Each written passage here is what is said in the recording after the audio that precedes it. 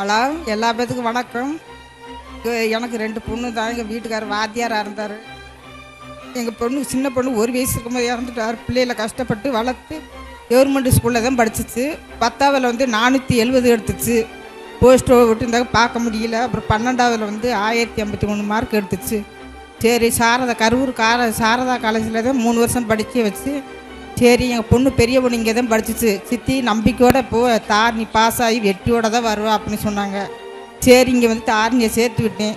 சேர்த்து 2-3 வருஷம் நல்லா படிச்சு ஏதோ இருந்தால் வெற்றியோட தான் வரணும். அப்பா ஆசையை நிறைவேற்றணும். ஒருத்தருவாக இருந்தாலும் கவர்மெண்ட் சபா தான் வாங்கணும். உங்கள் அப்பா இறந்துட்டு சொல்லும்போது என் பிள்ளை தாரணி கவர்மெண்ட் சாப்பா தான் வரும், உட்கார்ந்து கொண்டு படிக்க வைக்காத அப்படின்னு சொல்லிச்சு. சின்னது வந்து ஒரு 3 வருஷம் காலேஜ் படிச்சுட்டு கம்பெனிஷன்ஸ் இது ஓசூரில் வேலை பார்க்குது.